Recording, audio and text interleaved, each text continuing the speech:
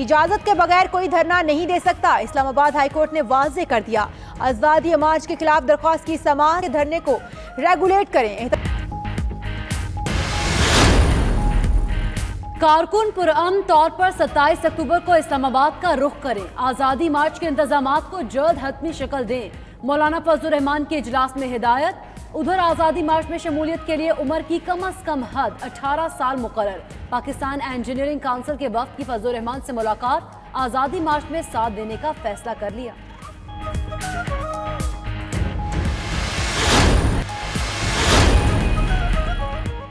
فردوس عاشق کا فضل الرحمان پر عمران خان سے ذاتی اناد رکھنے کا الزام، کہتی ہیں مولانا ضد ہٹ درمی پر مبنی بیانیہ لے کر چل رہے ہیں، آزادی مارچ جیسے ایڈونچر پاکستان کی سیاسی سوچ کو تقسیم کریں گے۔ بھارتی چینل فضل الرحمان کے بیانیے کو جگہ دے رہے ہیں۔ مولانا نے چندہ وصولی کی مہم جاری کی ہوئی ہے۔ وزیر اعظم کا دورہ چین کامیاب رہا۔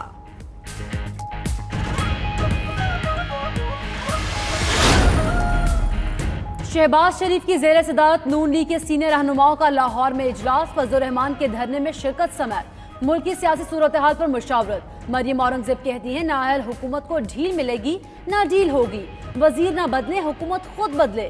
ادھر بلاول بھٹو نے بھی پیپلز پارٹی کی کور کمیٹی کا اجلاس آج طلب کر لیا۔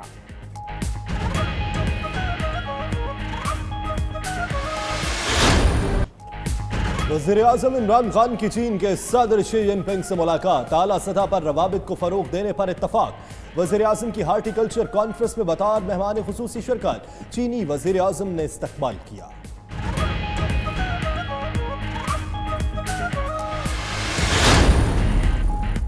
وزیر اعظم 29 اکتوبر کو سعودی عرب جائیں گے۔ عمران خان سرمایہ کاری کانفرنس میں شرکت کریں گے۔ سفارتی ذرائع کے مطابق وزیر اعظم کو کانفرنس میں شرکت کی دعوت سعودی فرمان روا شاہ سلمان نے دی۔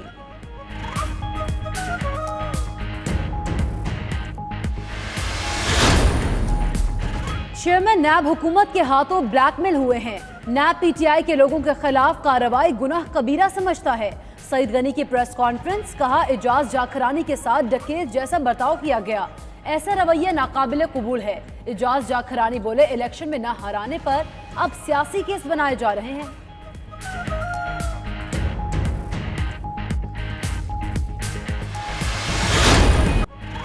سماجی میڈیا پر بھارتی اجارہ داری اب نہیں چلے گی، پاکستان اور ٹویٹر انتظامیہ کے مابین معاملات طے، ٹویٹر آئندہ یک طرفہ طور پر پاکستانی صارفین کے اکاؤنٹس معطل نہیں کرے گا۔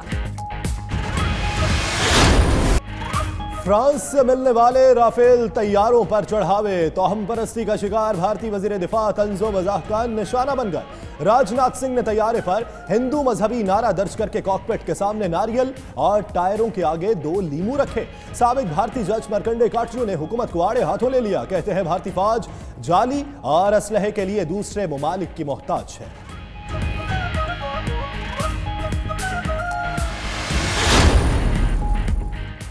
کیمیا کے شعبے میں بھی نوبیل انعام 3 سائنسدانوں کو مشترکہ طور پر ملے گا۔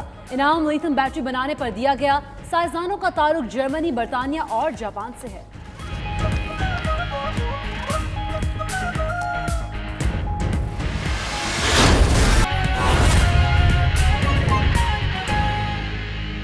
ساتھ دکان جب آپ کرائے پہ لیتے اس سے پہلے آپ کو اس کی پیمنٹ کرنی پڑتی ہے، تو ایسے نہیں ہے، اور پھر گھر میں کوئی نہیں ہے کہ وہ دکان میں جا کے بیٹھ سکے، کیونکہ اس خاتون نے گھر کے اندر اپنے بچوں کا خیال رکھنا ہے، وہ نہیں جا سکتی دکان میں۔ تو پاکستان پوسٹ نے کام کیا شروع کر دیا؟ آج جب میں آپ سے بات کر رہا ہوں 1575 ایسے لوگ جو گھر میں بیٹھ کے اپنا کام کر رہے ہیں، جو چھوٹا کاروبار کر رہے ہیں، ہم نے ان کو آفر کی کہ آپ کا میں دکان، آپ کا میں دکاندار، میں آپ کے لیے چیز بیچوں گا، آپ نے صرف تصویر دینی ہے، تصویر ہم نے پورٹل پہ دینی ہے، ہائپر لنک اپنی ویب سائٹ سے دینا ہے، آپ کے لیے چیزیں بیچنی ہے۔ اور ابھی تک 4 لاکھ سے اوپر ان کے جو آئٹمز ہے کیش آن ڈیلیوری کے تھرو ہم ان کو ان کا پیسہ بھی پہنچا چکے ہیں اور ان کے لیے وہ چیز بھی بیچ چکے ہیں۔ تو یہ ایک ہم نے یہ شروع کر دیا۔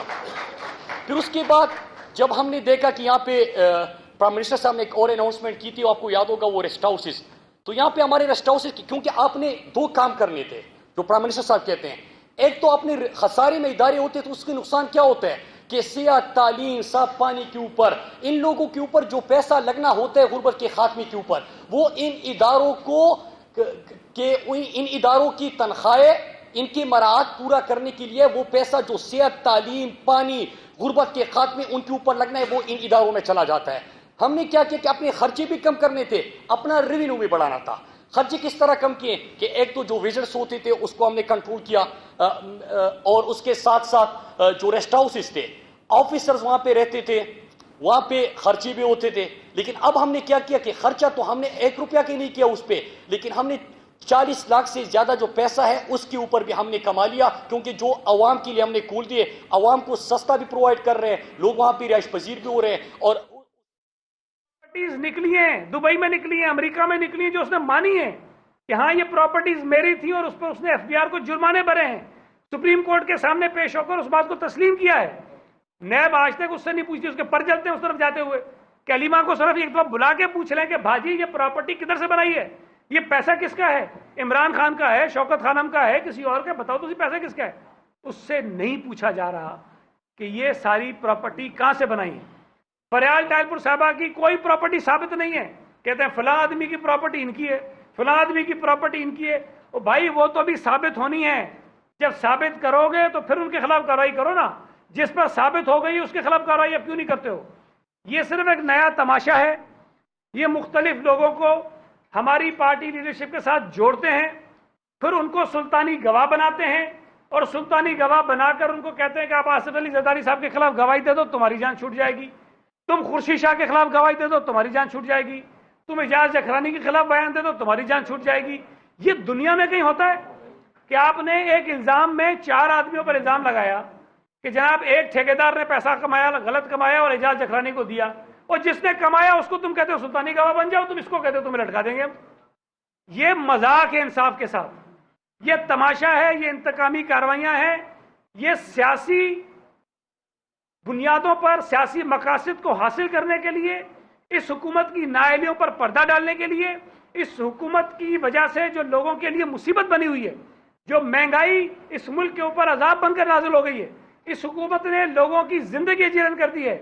یہ سارا تماشا اس لیے رچایا جا رہا ہے کہ لوگوں کی توجہ مہنگائی کی طرف نہ جائے، لوگوں کی توجہ کشمیر کی طرف نہ جائے، لوگوں کی توجہ حکومت کی نااہلیوں نالائکیوں کی طرف نہ جائے، لوگوں کی توجہ حکومت کے خلاف جو لوگوں میں ایک ہیجان ہے اس سے ہٹ جائے، اور صرف اپوزیشن کے لوگوں کو کبھی اس کو پکڑو کبھی اس کو پکڑو، تاکہ میڈیا پر وہ چیز چلتی رہے اور لوگ مہنگائی کو بھول جائیں.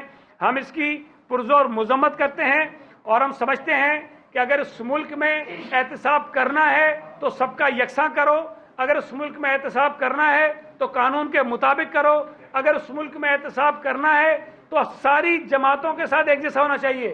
پی ٹی آئی کے لیے انصاف کے تقاضے مختلف، علیمہ خان کے لیے انصاف کے تقاضے مختلف، پیپلز پارٹی ہے اور فریال ٹائل پور کے لیے انصاف کے تقاضے مختلف، عمران خان کے لیے تقاضے مختلف، آصف علی زرداری کے لیے تقاضے مختلف. یہ چیزیں نہیں ہو سکتی ہیں، اس سے ملک میں کبھی ترقی نہیں آئے گی، ملک کے حالات ٹھیک نہیں ہوں گے، ملک کی معیشت ٹھیک نہیں ہوگی اگر آپ یہ بار بار اس قسم کی حرکتیں کریں گے کہ کبھی کسی ایک کیٹیگری کو نکال دو نیب کی تحقیقات سے، کبھی دوسری کو نکال دو. آپ کہتے ہیں بیوروکریٹس کو نکال دو، بزنس مین کو نکال دو. میں تو پھر کہہ رہا ہوں، بار بار کہہ رہا ہوں کہ اگر بزنس مین نکال دیے، بیوروکریٹ نکال دیے، پی ٹی آئی پہلے نکلی ہوئی تو بچ کے آ جاتا ہے بھائی. پھر یہ چیئرمین نیب ہمارے لیے بنایا ہوا ہے، چیئرمین نیب ہمارے لیے لگا ہوا ہے، یہ نیب کا ادارہ ہمارے لیے بنا ہوا ہے، پھر اس کا کام کیا رہ جاتا ہے؟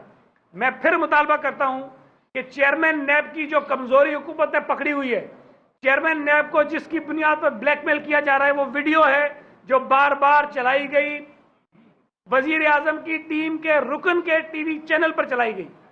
اس کی تحقیقات کہاں تک پہنچی ہیں؟ چیئرمین نیب اگر سمجھتے ہیں کہ وہ الزام ان پہ غلط تھا، اس کی بالکل تحقیقات ہونی چاہیے اور خاتون کے خلاف کارروائی ہونی چاہیے جس نے چیئرمین نیب کے خلاف الزام لگایا. اور اگر یہ الزام درست تھا تو پھر چیئرمین نیب کے خلاف کیوں کارروائی نہیں ہونی چاہیے؟